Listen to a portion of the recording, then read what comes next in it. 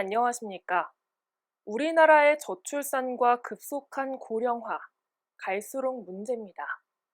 정부는 8년 뒤인 2030년까지 15세에서 64세 생산 가능 인구가 320만 명으로 크게 감소할 것으로 전망했는데요. 출산율을 높이기 위한 대책 마련과 경제 체질 개선에 하루빨리 나서야 할 때인 것 같습니다. 2월 7일 월요일 투데이샷 첫 소식입니다. 인천 남동공단 주변 해안도로가 인천 시민들의 힐링 공간으로 거듭나고 있습니다. 남동구 소래해오름공원과 남동공단을 잇는 해안가는 군 철책으로 둘러싸여져 일반인들의 접근이 어려웠는데요. 인천시는 36억 원을 투입해 군 철책을 걷어내고 자전거와 녹지, 인도를 구분해 설치했습니다.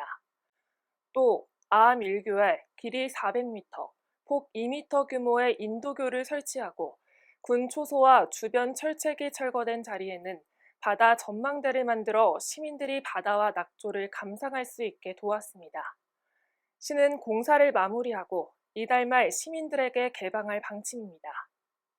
인천광역시에서는 현재 진행 중인 다른 해양 친수 공간 조성 사업도 차질 없이 마무리할 계획이며 해안 철책 철거 및 기존 친수 시설과 연계하여 시민들이 편리하게 이용할 수 있는 해양 친수 공간을 지속적으로 마련하겠습니다. 최근 국민의힘 윤석열 대선 후보의 사드 설치 공약과 관련해 평택시와 평택 지역 내 의원들의 반발이 거센 상황인데요. 이런 가운데 국민의힘 평택갑을 선대위는 오늘 성명서를 통해 민주당은 진심으로 평택의 미래와 발전을 바란다면 사드 자해공갈극을 즉각 중단하라고 촉구했습니다. 이들은 더불어민주당과 정장선 평택시장은 연일 기자회견을 하고 반대 시위와 현수막을 붙이는 등 시민들을 불안하게 하고 있다며 윤 후보는 수도권 방어를 위해 사드 추가 배치가 필요하다는 점과 위치 선정은 군사 전략, 전술적으로 정할 문제라는 점만 언급했을 뿐이라고 주장했습니다. 경기도의회가 오늘 광교 신청사 이전 이후 처음으로 본회의를 열고 본격 광교 시대의 개막을 알렸습니다. 도의회는 오는 11일까지 열리는 제357회 임시회 1차 본회의에서 도정, 교육, 행정 업무보고와 조례안건 심의 등을 진행하는데요. 조례안 가운데 일산대교 통행료와 성남버스터미널 휴업과 관련된 논란을 계기로 각각 발의된 민자도로 유지관리 및 실시협약 변경 등에 관한 조례안과 시군 공영버스터미널 관리 운영지원 조례안의 심의 통과 여부가 눈길을 끌고 있습니다. 고양시가 오늘 화정동에서 주민생활복합시설인 고양 내일꿈 제작소 착공식을 개최했습니다. 고양 내일꿈 제작소는 청년과 아동, 노인 등 전 세대가 함께 이용할 수 있는 생활 SOC 복합시설인데요. 시는 앞으로 2년간 공사를 진행해 2024년 2월 준공을 목표로 하고 있습니다.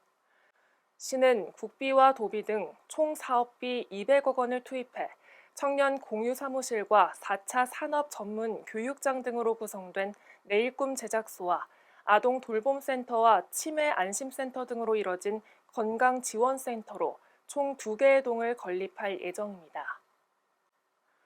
코로나19 신규 확진자 수가 사흘째 3만 명대를 유지하는 가운데 경기도와 인천에서도 각각 9,805명과 2,376명의 확진자가 발생했습니다. 방역당국은 국내 오미크론 변이가 우세종에서 지배종으로 전환되면서 예상보다 훨씬 빠른 속도로 확진자 수가 늘고 있다며 이달 말쯤 최대 17만 명 수준에 달할 수 있다고 전망했습니다. 이에 따라 코로나19 재택치료자 관리를 60세 이상, 먹는 치료제 처방 대상인 50세 이상 기저질환자 등 집중관리군 중심으로 개편한다고 밝혔습니다.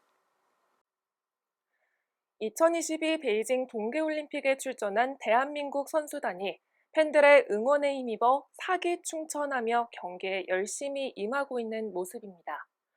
여기서 사기충천을 사기충전과 헷갈려 쓰는 경우가 많은데요. 씩씩한 기세인 사기가 하늘을 찌르듯이 높다라는 뜻을 가진 고사성어는 사기 충천이 바른 표현이라는 거 잊지 마시길 바랍니다. 뉴스를 마칩니다. 시청해주신 여러분 고맙습니다.